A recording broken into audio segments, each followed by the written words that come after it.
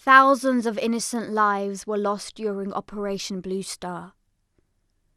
My name is Eshmit Kaur, and this is just one story amongst so many others. 31st of May, 1984. I could feel my clothes sticking to me. The heat was unbearable. I'd hardly slept that night, tossing and turning, trying to get a good night's sleep. I soon realised it was 4 a.m. and I thought, I need to get up, help milking the cows so Bibi, mother, doesn't change her mind about letting me go to Amritsar.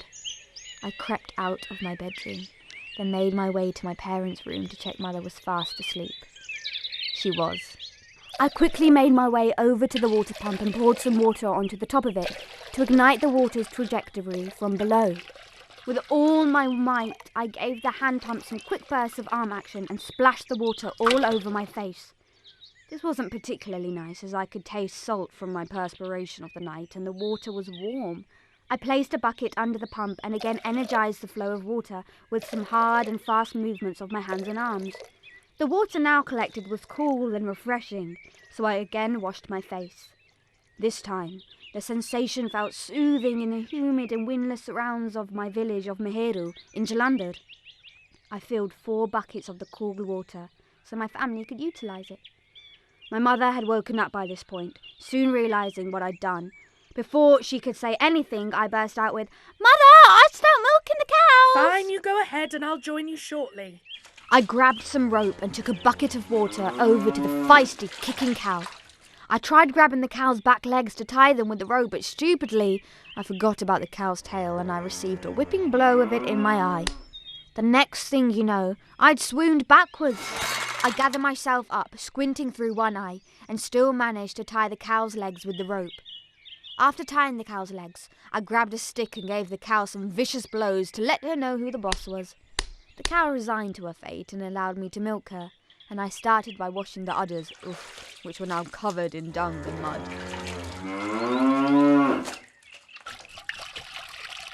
You are so blessed, my daughter. You took on the cow so bravely. Oh, I'm so proud of you.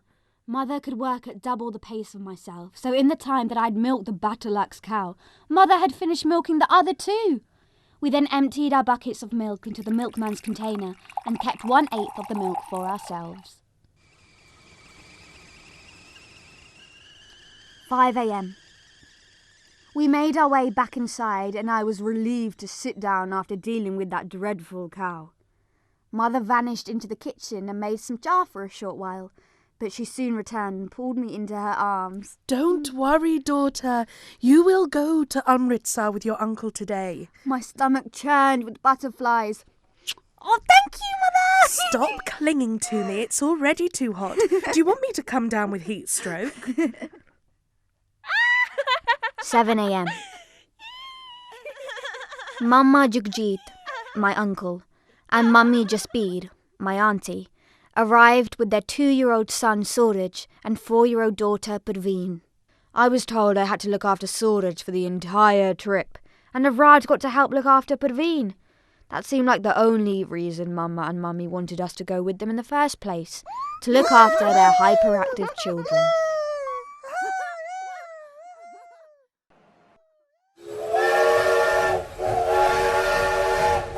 9 a.m. We said our goodbyes and made our way to the train station. We had to run for our train because Parveen decided she needed the toilet last minute, causing us to almost miss it. We boarded the Shah Punjab train at Fagwara Junction train station to Amritsar just as it was about to leave, and it was hilarious seeing Mama Jugjit catch his breath after he alighted through the station. He was a chubby man, with a hook nose and a constant frown upon him, so seeing him collapse in relief as we entered the train was quite entertaining. After about 90 minutes of hustle and bustle in the train and the excruciating heat of travelling in cattle class, we arrived at Amritsar. Thankfully, the kids had perfectly slept the whole time. 10:30 a.m. After alighting from the train, we all gasped for air and thankfully drank at the public water points at the Amritsar train station. 2 p.m. The afternoon heat was at its worst now, but Mumma and Mummy decided we should travel on to the Golden Temple and then rest when we got there. I didn't bother arguing with them and was honestly grateful they'd brought Navraj and I along. We made our journey through the alleyways of Amritsar, the rich aromas, rickshaws and glaring shopkeepers calling out for business. Amritsar was so different to Meheru, and Navraj and I were thrilled to be there. Put your tongue back in your mouth! Navraj thought it was funny to annoy the people we passed, but I wanted an easy journey to the Golden Temple, not one where Navraj would get us into trouble.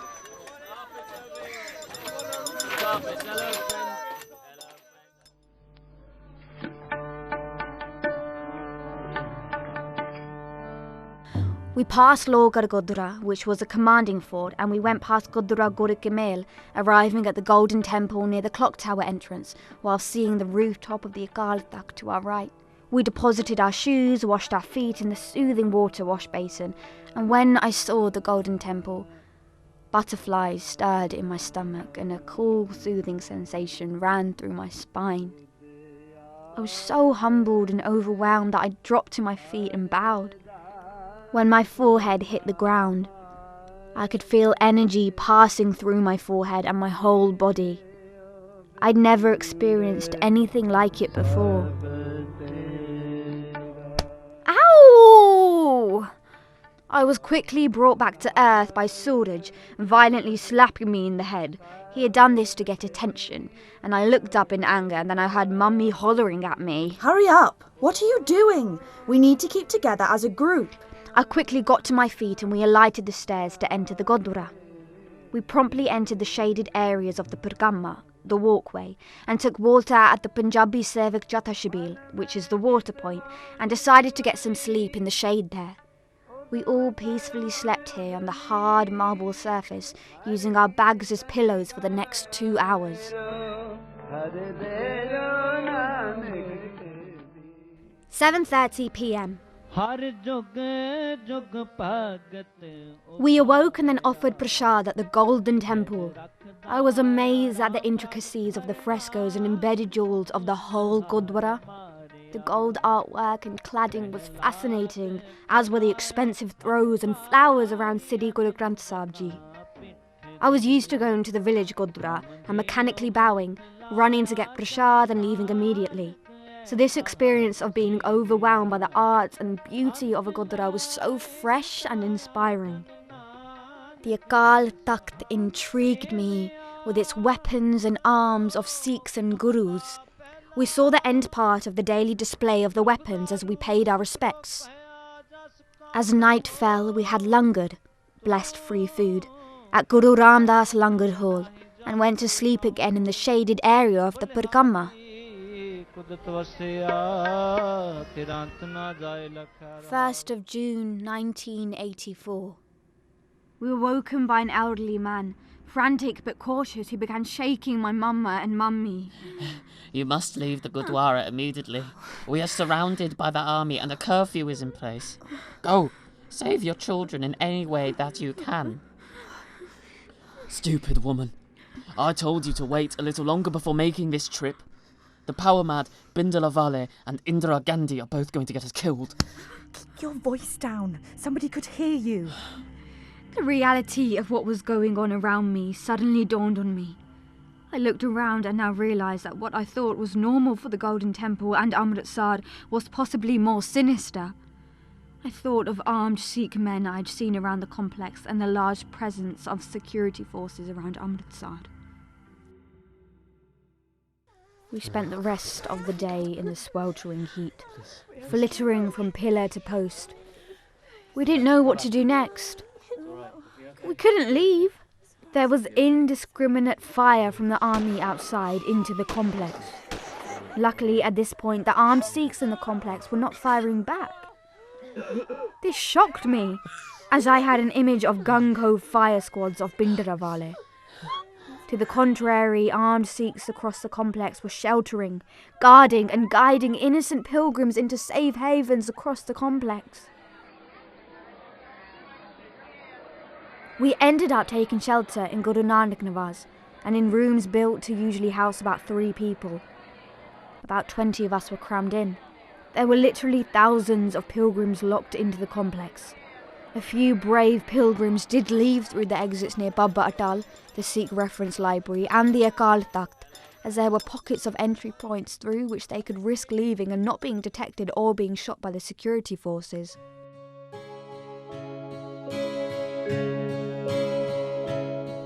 That evening, I fell into a torrent of thoughts.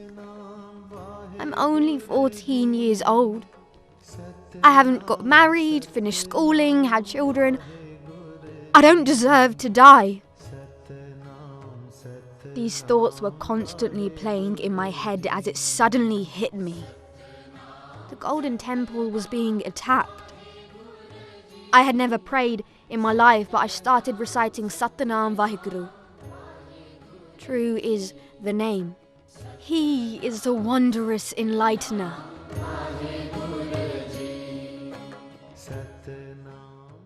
"9:30 p.m. There was a loud knock on the door, but everyone was too scared to open it. Eventually, a brave woman close to the door did. We were shocked to see an armed man standing at the door, and he looked like one of Bindravale's henchmen. He looked around the room and set his eyes upon me and another girl who looked around my age. "You two, come with me." Don't touch them. "Brother, we need them to do some seva with us." No, take me instead. "No, we need them. We can do this the easy way or the hard way." He then pointed at his assault rifle. My mama backed down. I and the other girl, Sarjeet, were ushered out of the room with the Singhs pointing their guns, showing us the way. The Singhs proceeded towards Manji Saab Diwan Hall, one in front of us and one behind us. I was terrified and feared what the Singhs would do to us. I wanted to run but knew that there was nowhere to go. I wasn't safe. If the 2 Singhs didn't kill me, someone else would. As we approached, we could see a fire. And as we got closer, we realised it was a funeral pyre. I shuddered in fear, horrified. I thought, am I going to be burnt alive? There were about 20 to 25 Sikhs gathered around the fire. We were stopped about 20 feet away. The Singhs then said to us, "He was a great Sikh. He was shot today on Baba Atal Gurdwara. He died a warrior's death. His name is Bhai Menga Singh.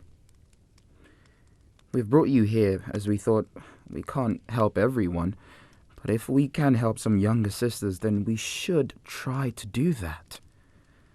More than likely, you will die in the violence that is to follow. The government is hell-bent on killing innocent pilgrims and Sikhs. They have purposely decided to attack the complex now, as thousands are gathered here in preparation for the memorial programs for the martyrdom of Sri Guru Arjan Dev Ji." I was now confused, thinking, what are they talking about? Did this mean they'd still kill us? The Singh continued. "You're 2 young, vulnerable women. The army won't spare you. They'll abuse you before they kill you and won't have any mercy whilst doing it. These are 2 cyanide capsules. Take them.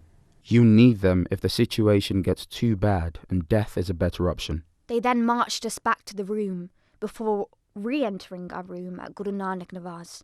I requested that I be allowed to talk to Sarjeet, so the Singhs gave us some space. "We can't tell our families about these capsules. We must conceal them and not tell anyone." But what should we say has just happened? Don't worry, just leave the talking to me and try and follow my lead. Okay. We signalled to the Singhs that we were happy to re-enter the room, so they opened the door and we entered. Both of our families rushed to greet us, and the Singhs just left without saying anything. The Singhs asked us to make roti and the langar. And to tend to the wounds of their fighters. Me and Sarjeet said that we've never made roti before and have no medical knowledge. So they brought us straight back. Sarjeet half winked at me, showing approval of my cover-up story. How dare they? They knew this room had been designated for families with young children. They should have gone elsewhere. Navraj was very subdued and quiet, which was unlike him. Once all my family had fallen asleep, I thought I'd check how he was. Are you okay? No.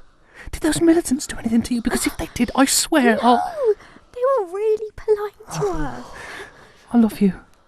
I know I haven't been a good brother, but... You don't need to say anything. I know. Look, don't worry. We're going to get out alive. I hope so. 2nd of June 1984.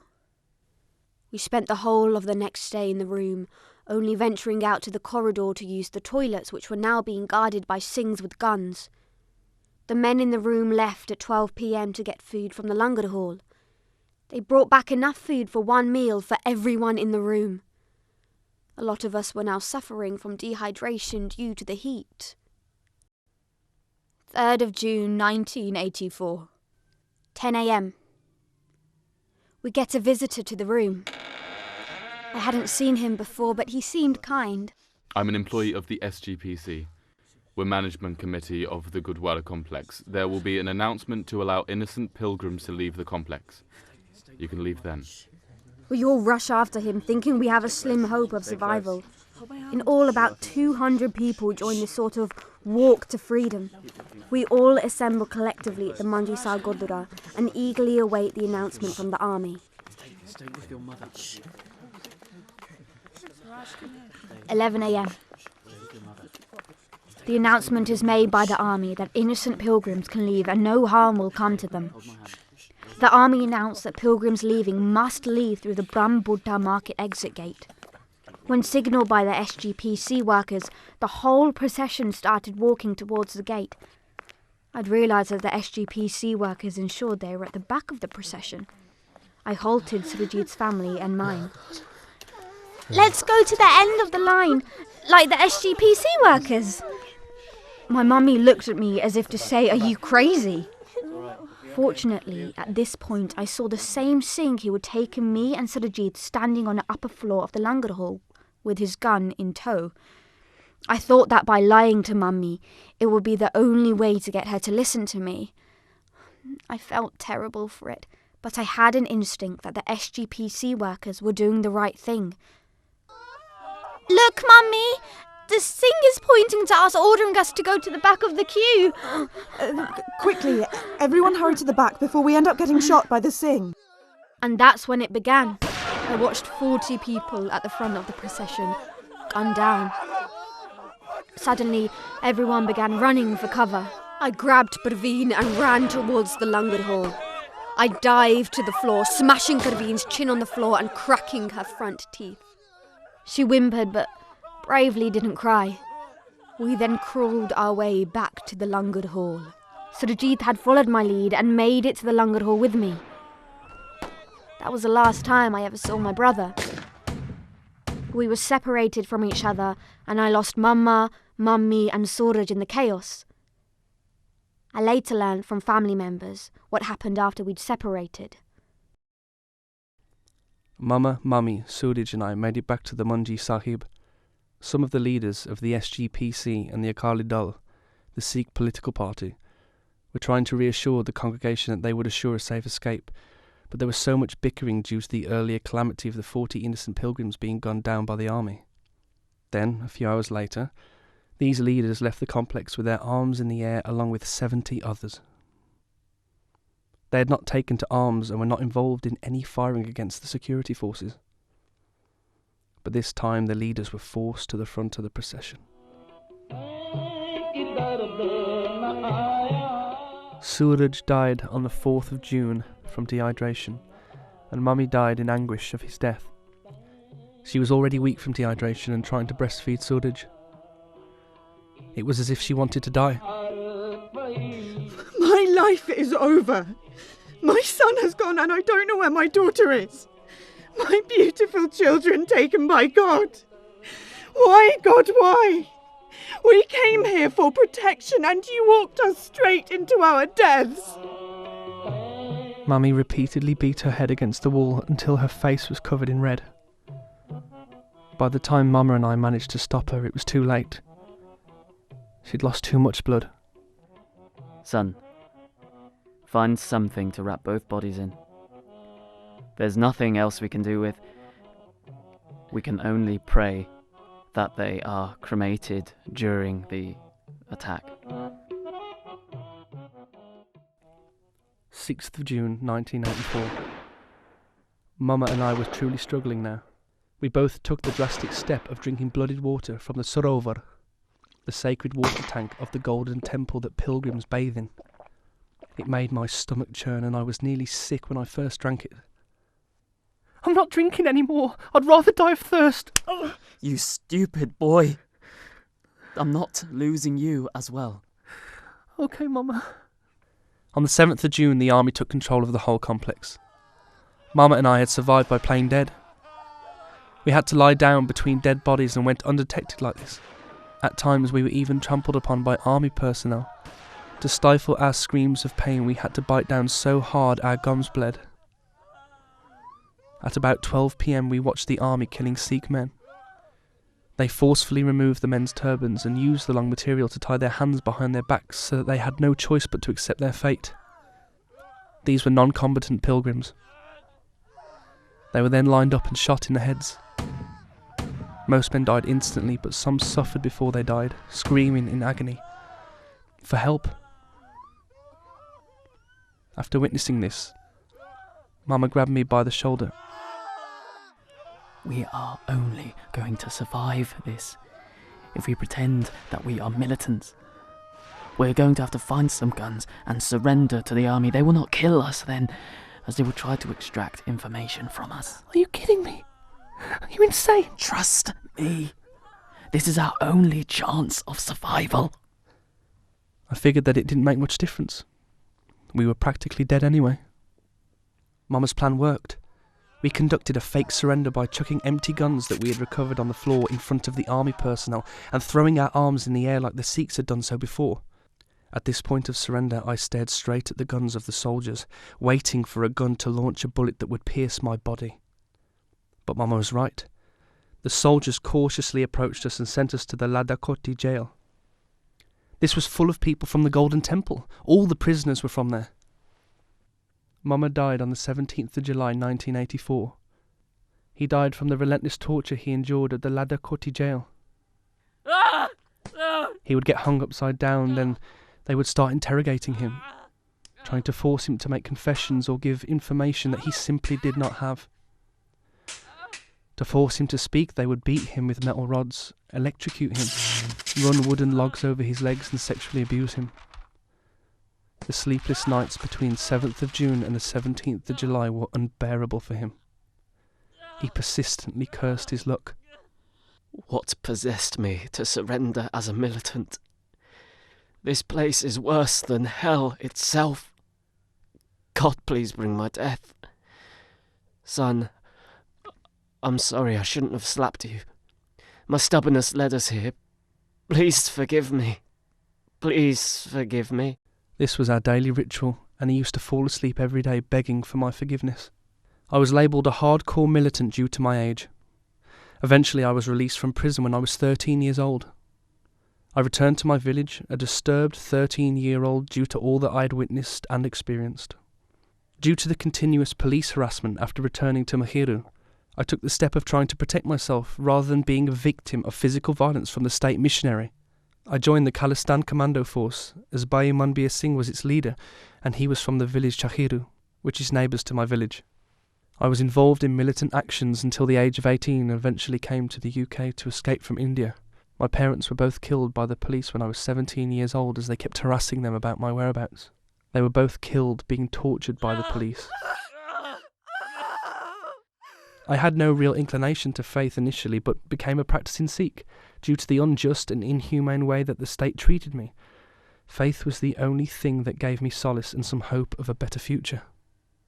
Navraj suffered from PTSD, post-traumatic stress disorder, and couldn't settle into life when he arrived in the UK. He couldn't adjust to finding a job, working, buying a house and getting married, things that we might usually take for granted. All that he had endured took its toll in the most unforgiving manner. He committed suicide at the age of 22. 3rd of June, 1984. When we entered the Langar Hall, the door was slammed shut by an armed Sikh. I looked around frantically and quickly realised that the Langar Hall had turned into a mini fortress. There were sandbags piled next to openings, and armed Sikhs were guarding the rations. I also saw wiring and realised a wide network for communications had been set up. The Singh who were giving us the cyanide capsules recognised us and approached us cautiously. Sisters, are you okay? Before I could reply, I pointed at Parveen. She started crying and blood started to ooze out of her mouth. The Singh quickly picked her up and ran with her behind some sandbags. Behind the sandbags there was a Sikh woman with a turban on. I was shocked at the sight of her turban, as I'd never seen a woman with a turban before. But she calmed Parveen down, cleaned her wounds and applied some cream to stop the bleeding from her mouth. The Singh came back after about 10 minutes. I'm sorry I didn't introduce myself properly before. I am Seva Singh. If you want to survive, I suggest you stay here, and I promise to ensure your safety. Surajit and I were reassured by Seva Singh and asked how we could be of help. He said we could assist the injured pilgrims, and we started helping the woman who had treated Parveen. 4th of June 1984. We stayed in the Langar Hall until about the 4th of June. At about 12 p.m, Seva Singh approached us again. I've arranged for your escape. You must come with me immediately and do exactly as I say. Okay? There is an opening at the back wall of Baba Atal Gurdwara. Myself and Jaswant Singh, a friend of mine, will ferry you to the safe house. Yes. Okay. Our path from the Langar Hall to Baba Atal was treacherous. We had to dodge sniper fire and came under attack from commandos who were parachuted down from the aircraft. We witnessed about 20 commandos were making their descent down. The Sikh militants opened fire, firing at their parachutes, so when they landed, they were seriously injured. We had witnessed the army continuously kill Sikhs indiscriminately between the 1st of June to the 4th of June. We were coping the best we could with a warlike situation and killing all around us. It beggared belief that a whole-scale army operation against its own people was underway. I couldn't believe that the Indian army had turned the Golden Temple complex into a killing field. As for the journey to Baba Atal, we had to walk over dead bodies of Sikhs and Indian army soldiers. The stench of death was sickening and unforgettable. We successfully dodged sniper fire until Baba Atal Godra, where Surajit was grazed on the arm by a bullet. Thankfully, she only sustained a minor injury. As for our escape, Surajit and I had to make separate ways out from the complex, both ferried by a Singh each. Surajit had made it safely into a Sikh household and I never saw her again. Me, Parveen and Seva Singh waited for the other Singh, who had taken Surajit to the safe house, to return safely before leaving ourselves. One Singh had to remain near to the wall opening to guard it from the army entering the complex from it. Now it was our turn. Parveen and I made it safely to a flat of a Hindu family who was sympathetic towards innocent pilgrims. Seva Singh bade us farewell, and I bowed and touched the dust of his feet, raising it to my brow and Parveen's. I was overwhelmed by how much Seva Singh had done for us, and now parting from him almost felt strange. May you live on and have a good life, my brother. Whatever God wills will happen. He then simply left. I peered out of a window of the flat to see Seva Singh leaving. About 40 yards from the house, a bullet had pierced his chest. Budgie! I ran to him, but the family I was staying with tried to hold me back, not wanting me to get hurt.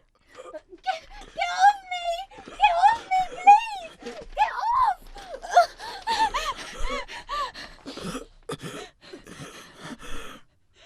Vaheguru.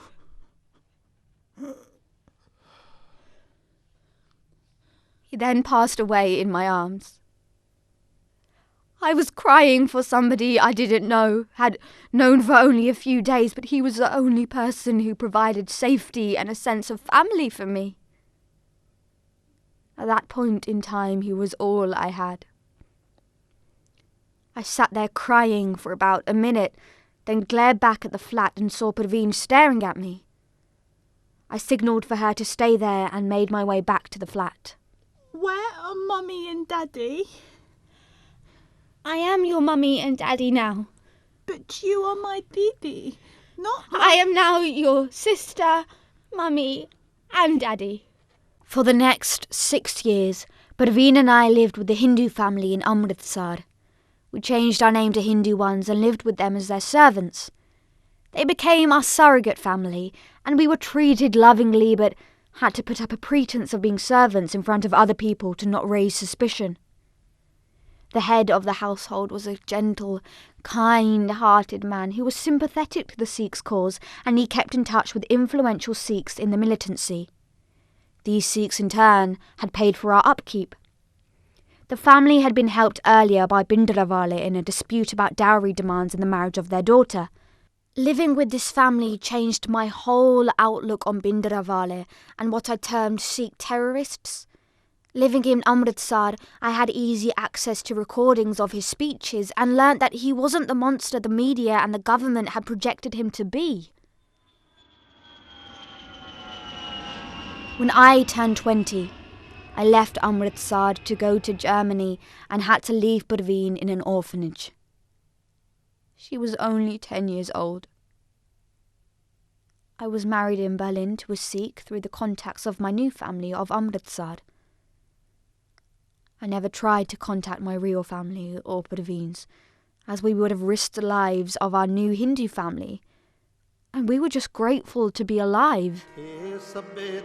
2016. I am now 46 years old and live in Birmingham, England. Parveen is 36 and is married with 1 child. We did eventually make contact with our relatives in 1995, when Punjab turned to what some refer to as normality, at the end of the heartache. I'm now divorced and can never forget June 1984. The famous verse of "I have seen all places, none compared to you," in reference to the Golden Temple, has very different connotations for me and Parveen.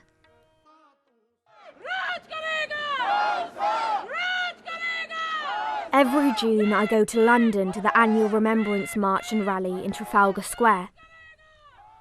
I mourn for what I witnessed, lived through and live through today. I feel a numbness that is indescribable when I think of those events.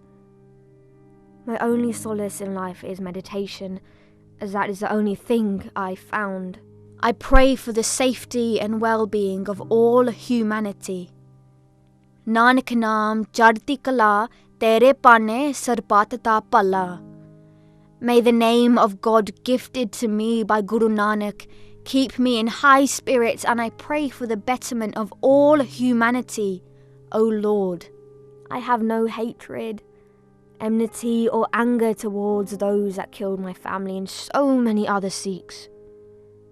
My closure is not sought in viewing myself as a victim.